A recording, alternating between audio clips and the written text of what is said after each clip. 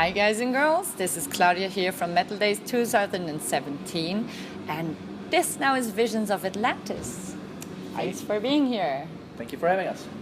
So, it's Metaldays again, and sadly it's raining at the moment, but have you seen some sunshine and beach stuff? We actually did. We saw some sun this morning when we got up, and when we arrived here at the venue, it was really hot and really sunny, and we checked out the beach side and it was perfect. Like, it would have been awesome to stay a little longer. Fortunately and unfortunately at the same time, we had to play a show.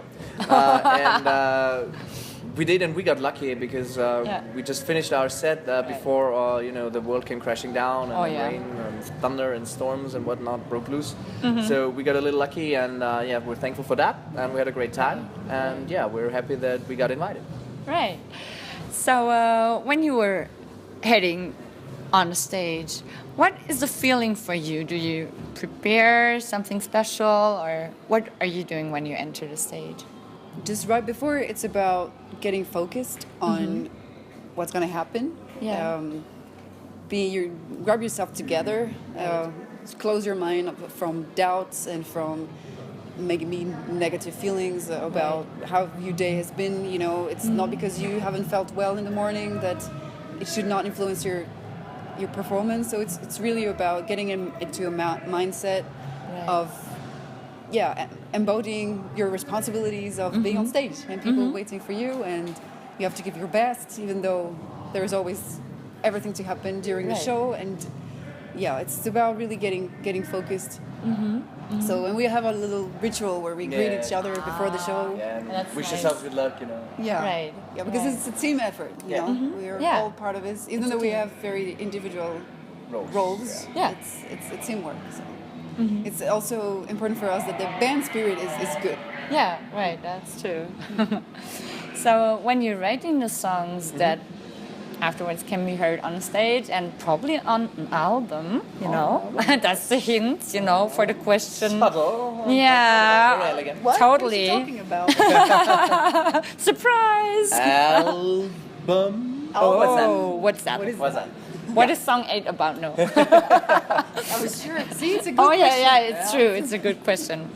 So, when you're writing your songs, how do you go about, like, content-wise? Yeah, you mean lyric-wise or music-wise? Or both. Music-wise, we worked very closely with our producer this time, so he wrote most of the music on the new album, which is very diverse and should cover a lot of the different eras of Visions of Atlantis that the band has been through in the past. Right. And lyrics-wise, it's really most of the work was done by Clemmy, so she has consulted her muses and her inspirations from all varying sources, and came up with some really interesting stuff, and it's very diverse as well. So everything from very personal stories to some more mythological legends and myths that have been part of the Visions of Atlantis back catalog in the past as well. So it's an interesting mix, and should be a fun new album. Right. So when you're writing your lyrics, then is it you focus on a certain story that comes to your mind in pictures, or is it you have like ideas coming from the music, or what? How are you writing? Well, for sure, I would like the music and the content of the lyric to be coherent. Right. So I really listen to the music and to my vocal line and come up with an atmosphere or something that I want to talk about, like with a main theme. And then we pay a lot of attention of the words matching the melodies.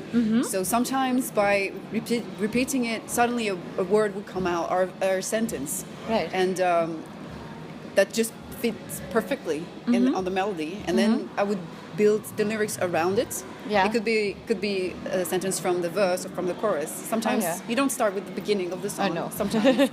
And and then it's about, I really wanted to have each song talking about one specific thing.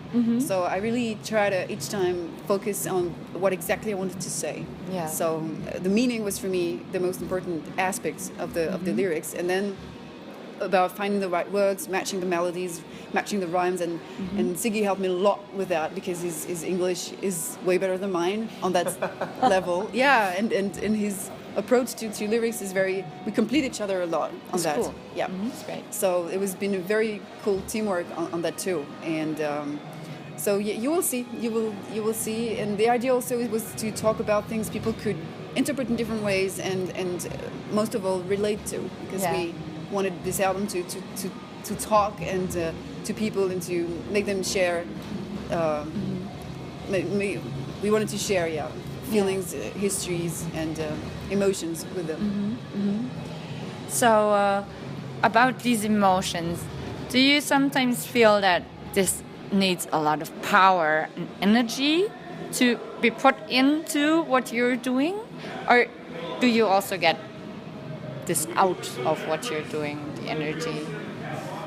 You mean if we need to put energy in it, or if we get energy from it? Right.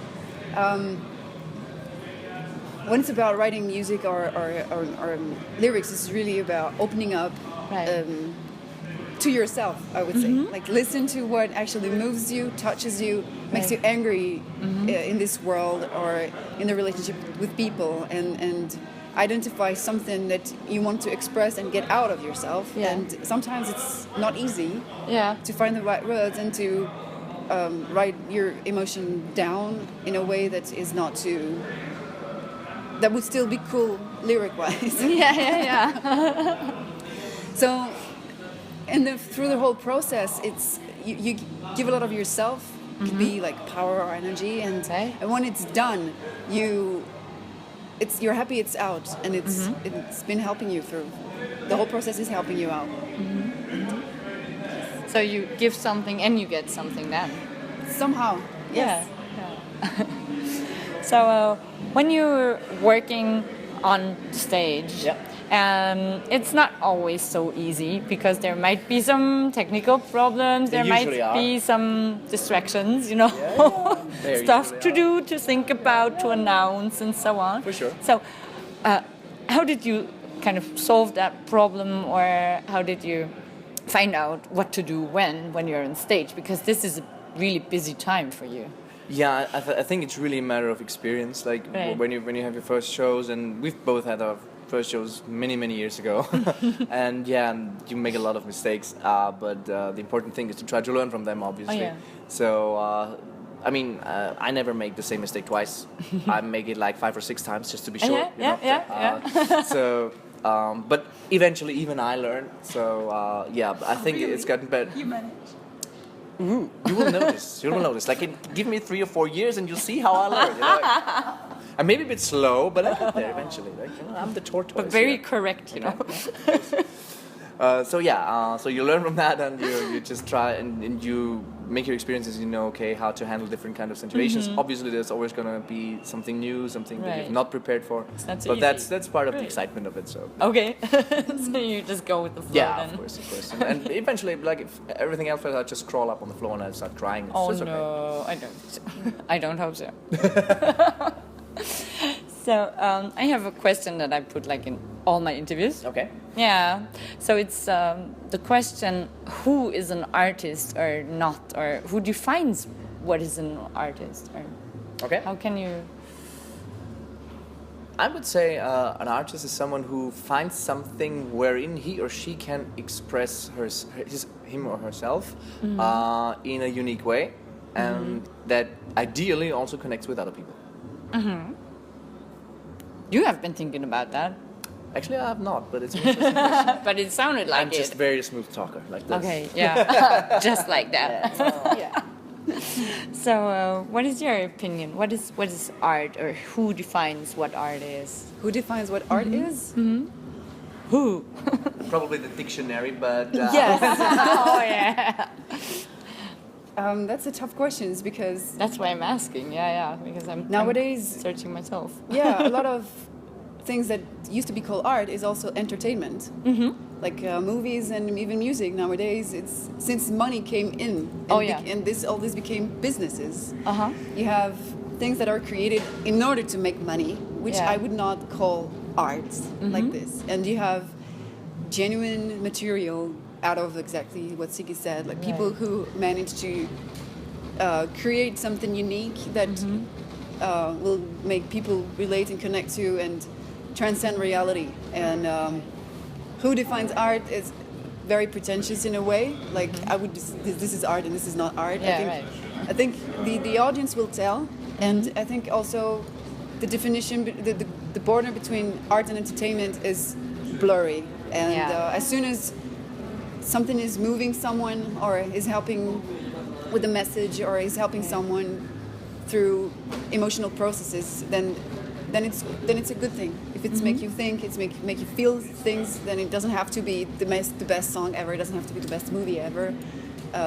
It will still resonate. It's still resonate, and it's still valuable. But for sure, there is a struggle here between art and entertainment. If it was the meaning of your question, it's totally open. Like that. Yes. Okay. So thank you very much for the interview, and thank you for your time. And hope to hear more from you soon. Absolutely. Right. I'm sure you will. Thank you.